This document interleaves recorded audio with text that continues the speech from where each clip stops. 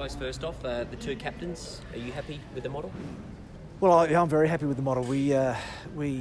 My responsibility in the process and the footy committees and the board really is to make sure that the guys who are closest to the decision, which is obviously the coaches and the players, are fully aware of all of the club's issues around such an important decision. And we went through that process really diligently, and they took it on board. And in the end, it was a really quite an emphatic recommendation to us, and which we were very happy to sort of unanimously support. So emphatic with you and the club camp, but the membership has been far from emphatic in its endorsement of it. So how do you win the fans back on this one? Well, I think that part of it is communicating the why. We value really highly the traditions of the club, the views of our members. We take that into account. Don't for a minute think that that's missed in this conversation. But at the end of the day, this is about what is the best decision to enable the football program to be as successful as it can be. That's the criteria that sort of elevates above all others. And I was convinced, having challenged the process, really significantly, that there was no doubt about that in their mind, and I'd agree with them. Keith, 149 years, you won 50 next year.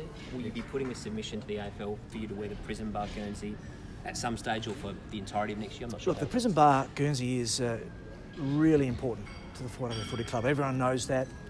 We are not at the point yet of deciding how we're going to roll it out in the 150th, but at some point it's going to be prominent, and because it's an important part of the story of Port Adelaide. So how that looks, I don't know yet. We haven't done a submission to the AFL at this point.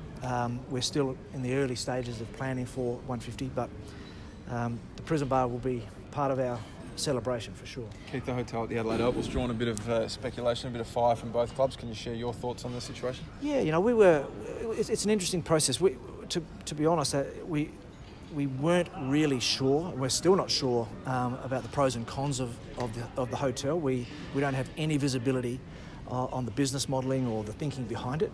I think we understand the intent. We get the opportunity on March 12th to actually present at the inquiry, and we'll do that. I guess our issue is mainly about visibility. We are a stakeholder at the Oval.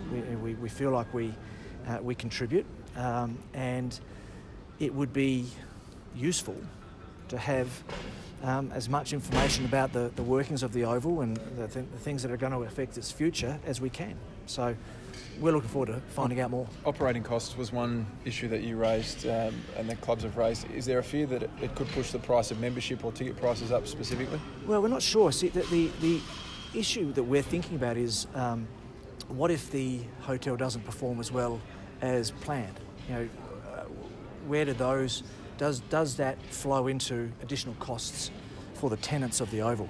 Now, it may not. We don't know that. We're trying to find that out, but that's the sort of thing. What are the repercussions of success or failure of the hotel?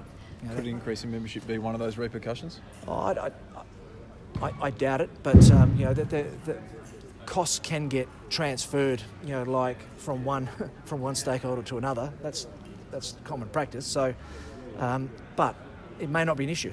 We're keen to find out. Do you feel that tenants such as yourselves should have a bigger seat at the table on issues like this? Yeah, look, we from the outset have believed that a seat on the AOSMA board would have been appropriate.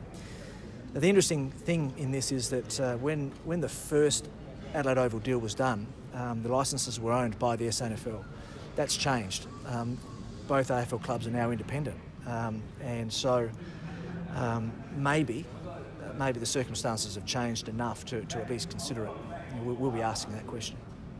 The Premier was asked about it today, and he sort of said it's I think he described it as a squabble between the SANFL and the clubs, and not something the government would get involved with. So, is it something that you'll need to discuss with the SANFL to find a way through? Yeah. Look, it's not a squabble. We were invited to submit our thoughts to an inquiry that we had no role in sort of asking for. So we've done that. We thought it was an opportune time to put forward our thoughts, and now we're happy to have that discussion. What are the positives of having it? Well, I think that it puts people closer to the Oval. That's a positive, but to be honest, I don't have a great sense of the hotel business in South Australia and Adelaide. We're not involved in that conversation. What I'm interested in is how does it affect us, and we'll go through that process.